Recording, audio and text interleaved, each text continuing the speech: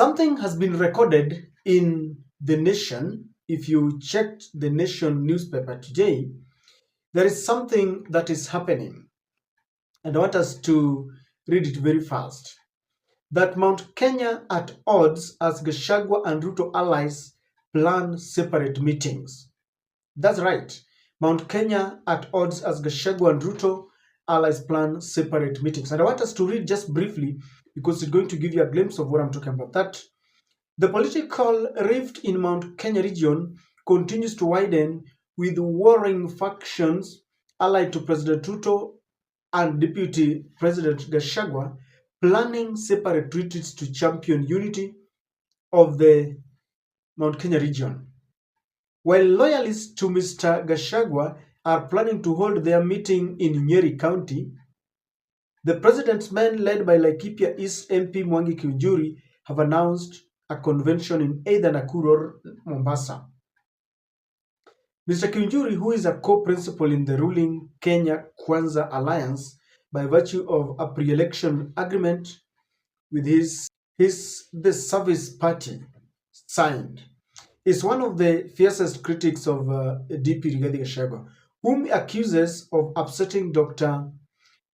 Ruto's government and forcing the president into a political deal with opposition leader Raila Amolo Odinga. Ladies and gentlemen, there are two factions in Mount Kenya, and both of them are hiding under the guise of uniting Mount Kenya. I remember the person who started the calls about unity in Mount Kenya, the deputy president himself, Rigathi Gachagua, and he said that every politics is local, and that by calling for Mount Kenya unity, he wanted to unify the nation behind William Samoei Ruto. But those who support William Ruto are saying that they read mischief, that Rigathi Gachagua does not want unity that will benefit William Samoei Ruto, but he wants it for himself. And the two protagonists are being led by two leaders. Mwangi Kiunjuri is the one who is leading the William Ruto faction. At first, we used to hear people like Kimani Ichung'wah, the majority leader, Ndindi Nyoro, Anne Waiguru, and of course, even the other day, Anne Waiguru was saying that they cannot be hoodwinked into walking out of a government that they form. But Mwangi Kiunjuri has come out breathing fire.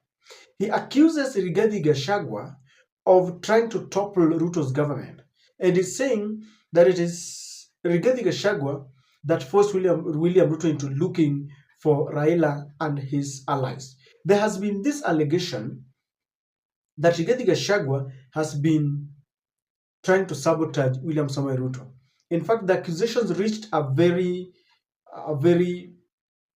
dangerous point, a very delicate one, when William Ruto even went ahead and the DCI was questioning some of the very close allies of Rigathi Gachagua, that there could have been a clandestine motive to try and topple his government using the Gen Zs. And if the Laikipia East Member of Parliament, Mwangi Kiunjuri, is saying that he is aware of 25,000 youths who are ferried from Mount Kenya, apparently to invade Parliament and invade State House, so that the moment Ruto could resign or is ousted and seek for asylum in other countries, then they would use our constitution that says the deputy takes over. He has never had kind words for Rigathi Gachagua. Nasikia maneno ni mingi Kenya, mara tunaenda Lemuru 3, mara tunaitana ingine mikutano ya usiku, mara tuna kelele huyo anatukopanisha, mwingine atabia tuende njia ile ingine. Hizo njia watu waende njia zao peke yao. Kwa sababu ile njia tunataka ni ya kuunganisha wa Kenya. Ile njia tunataka si ya kutenga Mount Kenya, si ya kutenganisha watu wetu na Wakenya wale wengine. Si wa viongozi wetu wengine hata wacheo za juu kutenganisha Wakenya, watu ya Mount Kenya na Wakenya wenzao. Kwa hivyo sisi tuwasema lazima kwanza tuchikilie serikali ya William Samoei Ruto. Manake Mount Kenya tulipigia kura, na hatuwezi kuwa tulipiga kura ya kupoteza. Ati hata kabla miaka miwili kushe, ile serikali tumechagua tumeanza kuipiga. Lazima tujue sisi watu ya Mount Kenya tunaishi Kenya. Hata kama tuko Mount Kenya, Kenya ni kubwa, na lazima tushikaniche hao wa Kenya ili kesho tukitaka uongozi pia wale watupigie kura. Tukichindenga siku ya leo na Ruto akiondoka, tunataka kuwa rais wa Kenya, tunataka kuwa na vio vya juu, tutakuwa aje? Wa Kenya wengine tuliwatenga na watatusaidia. Kwa hivyo sisi ndio tunasema ni vizuri kuungana, lakini tuungane kwa mawazo. Now, while the president's men are accusing Rigathi Gachagua of disrespect, trying to launch a coup and sabotaging the president, those who follow Rigathi Gachagua, his very close allies, led by the Nyeri governor Mutahi Kahiga, are saying that it is the president that has charged some junior politicians against Rigathi Gachagua and they disrespect him.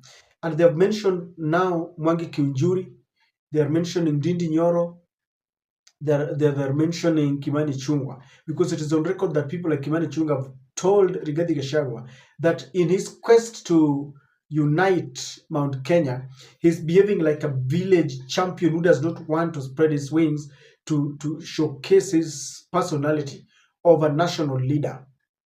And Mutahi Kahiga is also saying that this is tantamount to disrespect, and is saying that they gave William Ruto 3.5, almost close to 4 million votes, and the respect that Rigathi Gachagua gets must be commensurate to the amount or the number of votes that they gave.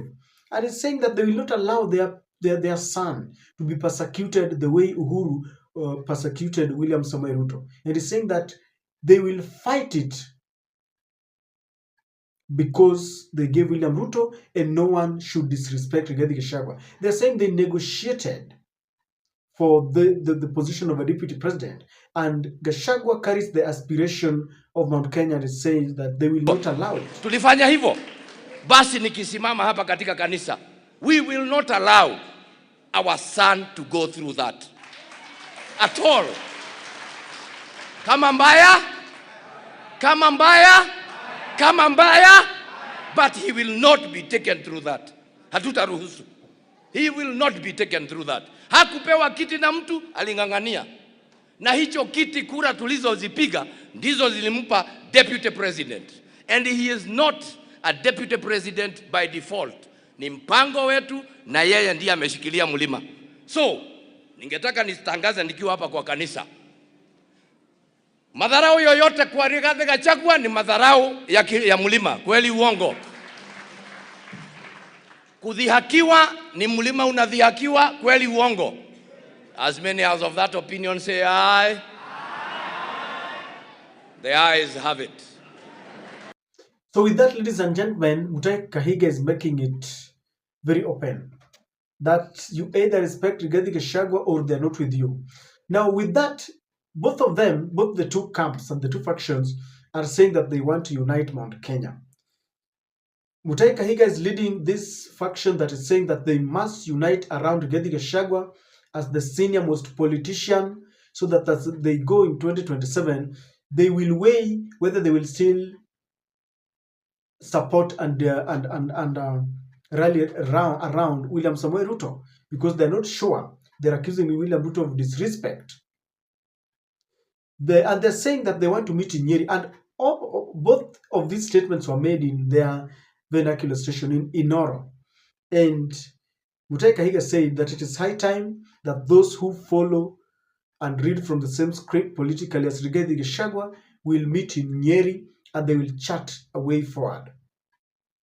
But those who are supporting William Ruto, because William Ruto still wants to remain a kingpin in Mount Kenya, led by Kiunjuri, they're saying that they will either meet in Mombasa or Nakuru. They will announce at a later date. And you will realize that the Mount Kenya unity call has been long overdue. It's been forthcoming. Sometimes back, Maina Njenga tried it, and they wanted to incorporate Uhuru in it. But Uhuru seems to be playing cool and, pulling the strings from behind. But this is about succession, if you ask me. Someone was saying that if William Ruto would call Rigathi Gachagua and assure him that, you are going to be my running mate. This other faction like Kimani Chungwa, Ndindi Nyoro, and Aiguru called and told, you must respect Rigathi Gachagua. He would be very loyal. And they're saying that the reason why Rigathi Gachagua is a worried man, he believes that William Ruto is not going to pick him as a running mate come 2027.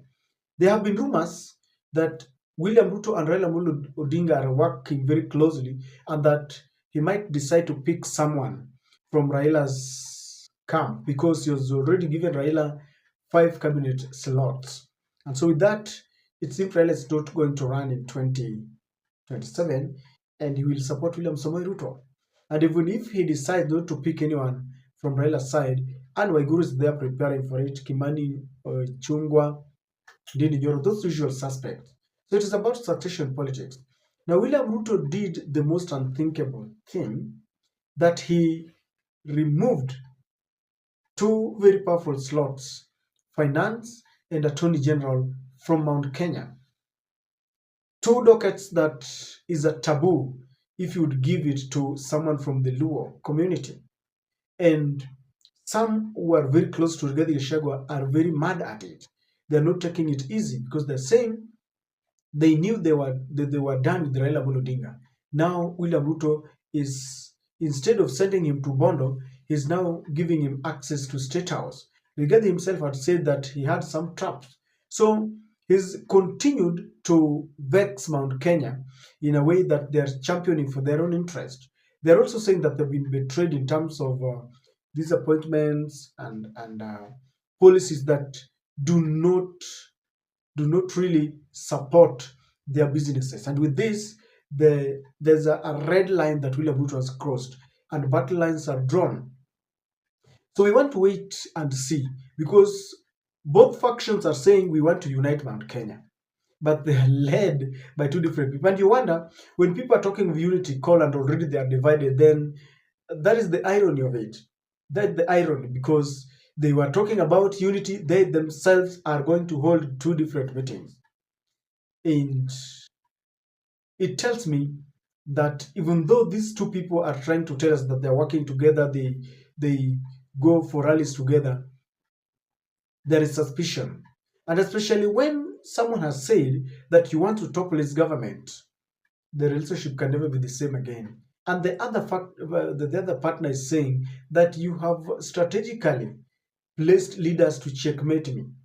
And this whole saga is one that is personal. That is what I will tell you, because Rigathi is trying to play the loyalty card, but I think it is too little, too late. So, ladies and gentlemen, what do you think is happening?